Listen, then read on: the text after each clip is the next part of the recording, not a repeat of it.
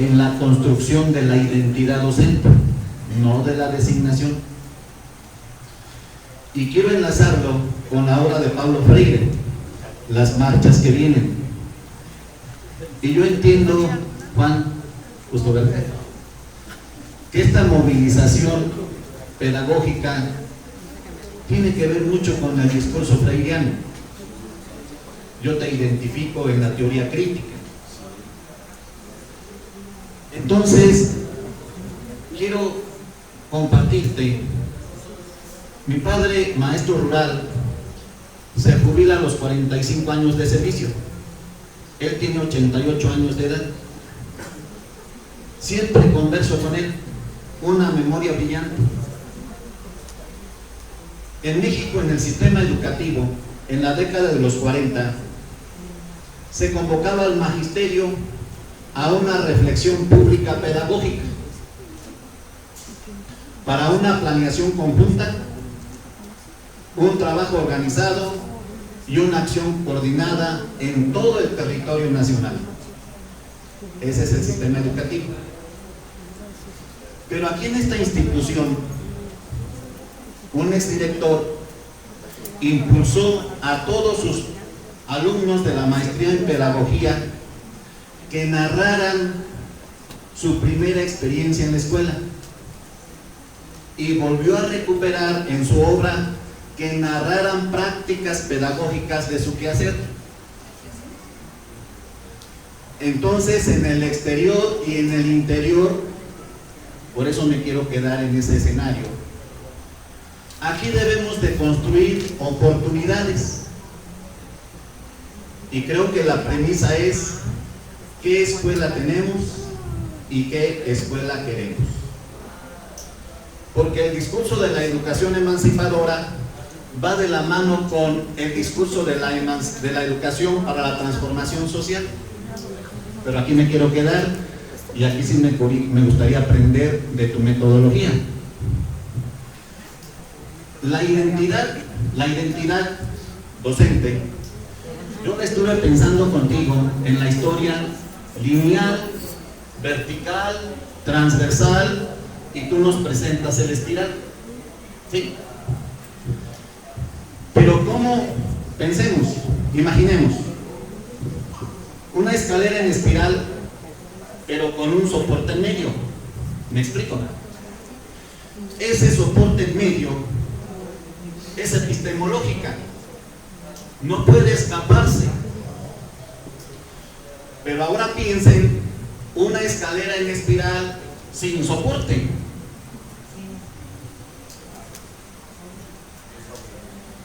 Y creo que esa es tu pasión. Esa es tu pasión. ¿Quieres escapar de ahí?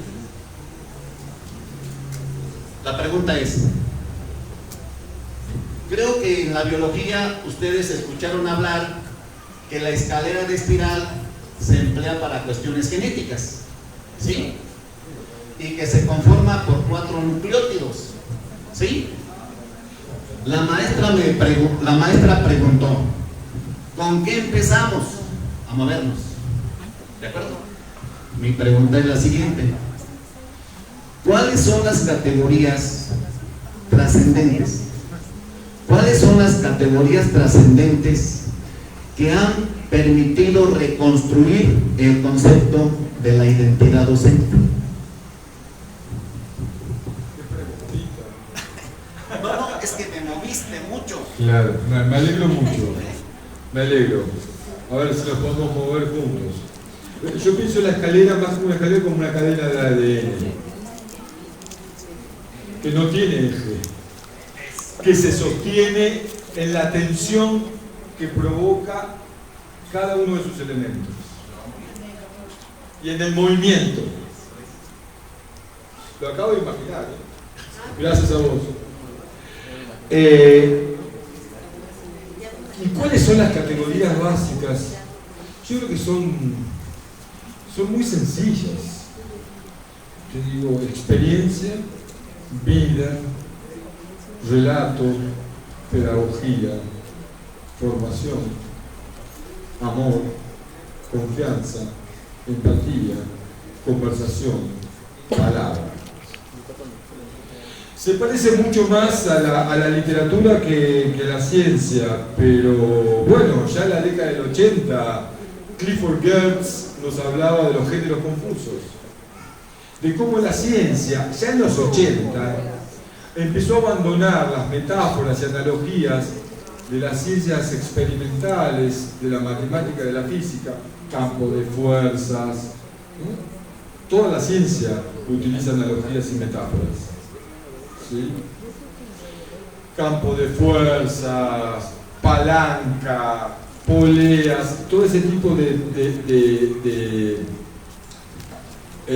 solidaridad mecánica, solidaridad orgánica, metáforas de las ciencias biológicas por metáforas propias del campo de las humanidades.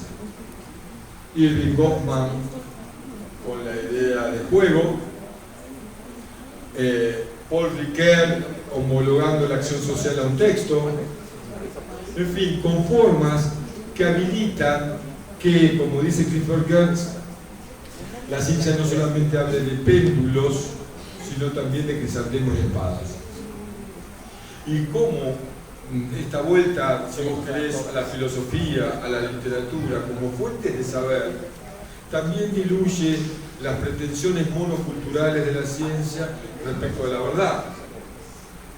Una novela, un cuento, una pintura, puede decirnos cosas, o nos dice cosas que la ciencia no tiene capacidad de decir. Sobre todo cuando se trata de oficios o prácticas de lazo. Prácticas de lazo en el sentido de prácticas que tienen que ver en el encuentro entre personas, no del movimiento de objetos, sino ahí en la cuestión. Mira, después de todo, la humanidad, sobre todo Occidente, se construyó sobre la base de un relato muy potente, que son las Sagradas Escrituras, que tiene forma narrativa, no científica, y que ha construido una civilización, una forma de habitar el mundo, y que ha traído ideas y conceptos que nunca antes habían existido, como el de igualdad. Todos somos hijos del mismo Dios, ¿sí? Pero no aparece como concepto ni como abstracción matemáticamente formulado, sino aparece como forma, bajo la forma de palabras, de historias que nos enseñan. Miren, yo ahora estoy trabajando, entre otras experiencias, estoy trabajando con la comunidad judía en Argentina, que es muy grande, la AMIA, la Asociación Mutual Israelita Argentina, aquella que volaron por los aires en el año 94, ¿se acuerdan? Hubo un atentado terrible, murieron muchas personas. Bueno, la AMIA, que justamente tiene una dirección bastante derechosa, pero sin embargo la Secretaría de Educación tiene una sensibilidad pedagógica muy particular, y nos pidió a la universidad y a la red de formación docente y narrativa pedagógica que le colaboremos con ellos y ellas a reconstruir la tradición pedagógica judaica perdida detrás de las pretensiones parametrales de la didáctica y de la pedagogía. Y ahí tuve la oportunidad de conocer, bajo la palabra de un rabino, algo fantástico. Él decía: ¿qué hace un maestro judío? Punto. Narra. Punto. Fin de la cita. La tarea es contarles a los hijos la historia de Israel para que ellos se identifiquen con el pueblo judío. Después tienen otras tecnologías de poder, ¿no? Las madres castradoras que no dejan que sus hijos se casen con otros. Pero eso es otro tema. Pero la idea de reconstruir la pedagogía, la tradición pedagógica también a través del relato, y de reconocer en el relato el soporte, las formas de decir de un saber que tiene que ver con la experiencia y no con la práctica en sentido estricto, con la objetividad de la práctica. Aquí todos nosotros estamos sosteniendo la misma práctica, la práctica de una conferencia. Sin embargo, cada uno de nosotros tenemos experiencias diferentes, singulares, irrepetibles, que es el sentido que le atribuimos a la práctica de estar en una conferencia, de esta conferencia. Esta es una distinción también radical, por eso enfatizo la categoría de experiencia entendida en este sentido. La forma en que nosotros significamos nuestro propio modo de ser y estar en el mundo y de nombrarnos en ese mismo movimiento a nosotros mismos.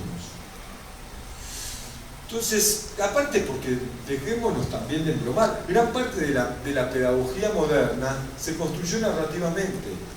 Los relatos de experiencia de Montessori, el Emilio de Rousseau es una novela, un relato.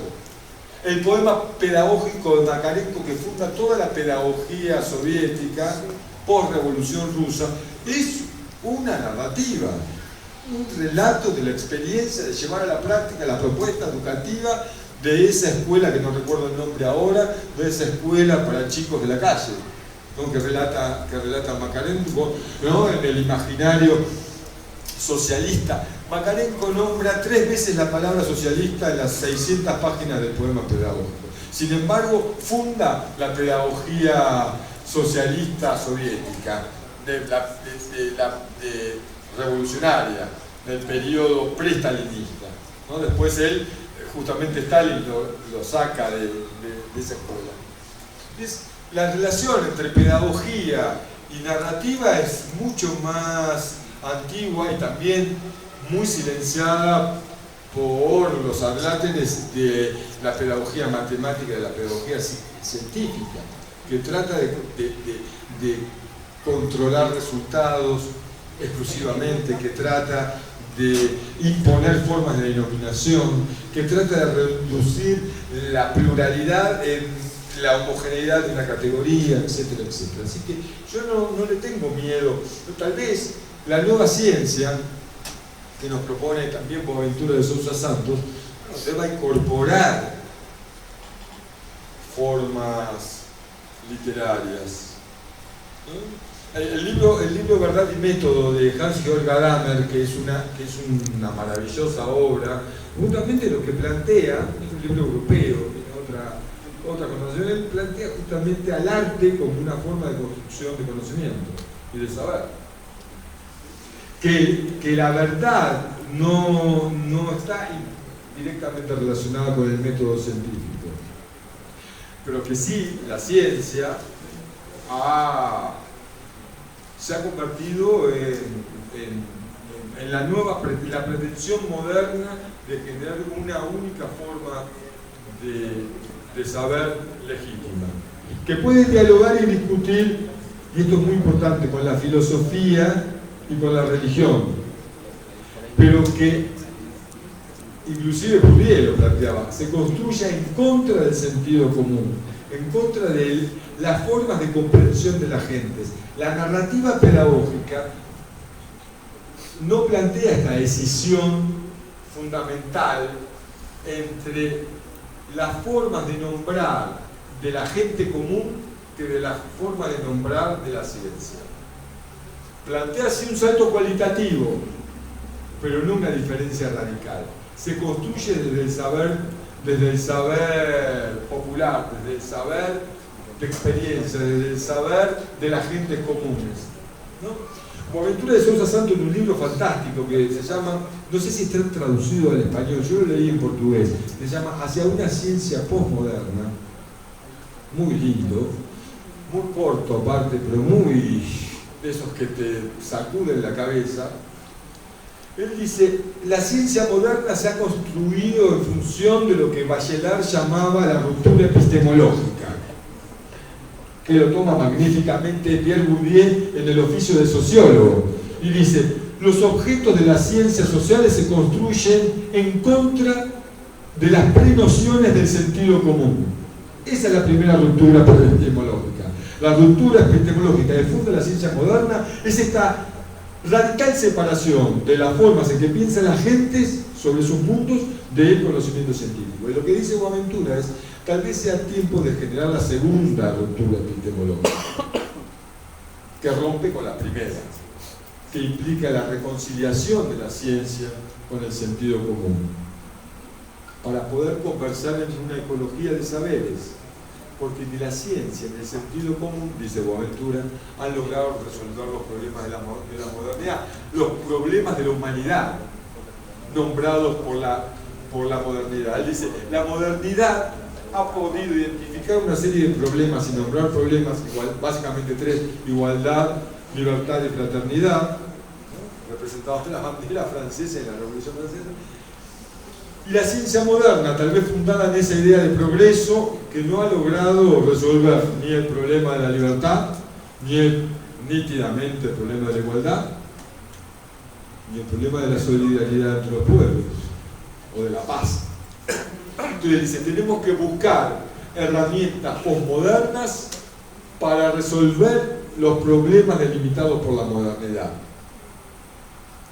Y solo es posible hacerlo desde una perspectiva crítica, que permita separarnos, como la documentación narrativa, de las formas de decir del sentido común para reconstruirlas en nuevas formas de decir, pero que no están dándole la espalda a la forma del saber popular o del saber común, sino que trabaja sobre ellas, trabaja sobre la parte llena del vaso, no sobre lo que falta, no sobre la carencia, no sobre el déficit, sino sobre la potencia, modestamente.